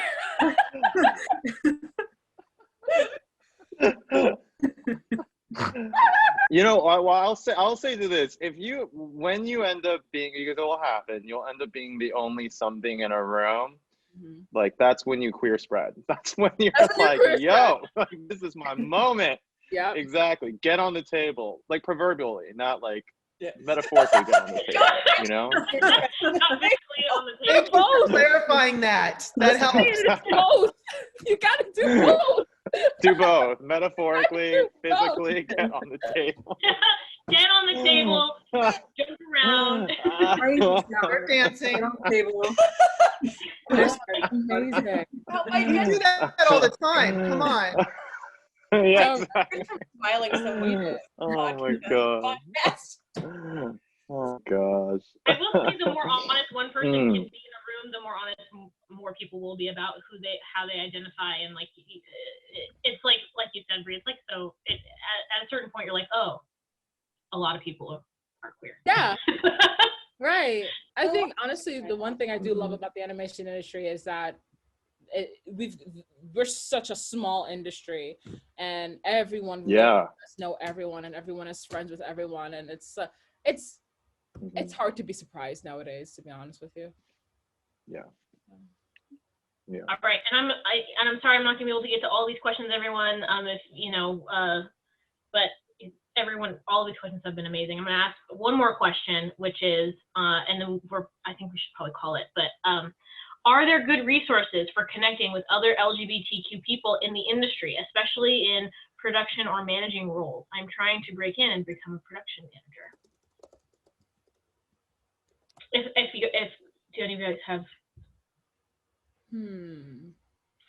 I will say just on this note, if you are part of the animation guild, there is a queer animation group in the guild that they have a Discord server. So if that's something that you guys are that you're interested in, if you join the animation guild, you can get access to that server. This might sound a little kind of crappy, but I would say it's easier to connect when you're in a studio, because within the studios you usually find pods of people. Like at Netflix, we have like a massive Slack, and you can just find the LGBTQ Slack, and it's that easy, you know. And I think it could be a bit easier, but I would also maybe say join Discord servers like Black and Animated or Lightbox or Rise Up or anyone really, yeah. And you'll find pods of people in those Discords that are queer and that are here. Someone in the chat. Someone just said in the chat that the queer tag group is not for guild members. So, and I didn't know that. So that's a great resource. It says email queertag at tag839.org to join. That's awesome. Yeah, cool. Well, I think we should wrap it up. We went 2 hours instead of 1, but this was amazing. It was holy crap, guys! It's awesome. This was so much fun. And we probably could have kept going. Honestly, did not hate that. So I think give me a month and I will make a podcast called Queer Spread. We're gonna do it. Yeah. Queer spreaders. Host, by the way. Queer spreader. What'd you say, Erika? You'd be a great host. No. Yeah. Yes. I'm so ready to listen. I need it, and you're all gonna be my. We're all doing it. Thank you so much, everyone, for being here, for participating. All of you are incredible. And I'm so grateful to be coworkers with all of you. Thank you, Caitlin. Yeah, you're a wonderful moderator.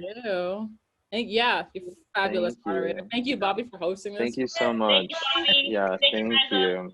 This has been incredible. And thank you guys. It was so Thank you nice so to much. chat with you. And also everybody who watched. It was lovely. Thank you for the awesome questions. Picked my brain, made me think. Yeah, sorry we couldn't get to them all, but thank you. Yeah, so much. That'll be on your podcast. Okay, I'm not even kidding about that podcast though. Like, give me a month. Do it. I'm so serious. I know you're dead serious. Dead serious. Sure.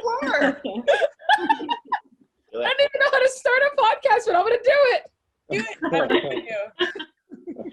It'll be every weekend. We'll talk every weekend. I'm into Got it. Ready. Okay. All right, bye everybody. Thank you. Bye. Thank you. Take care. Bye, guys. Good night. Bye.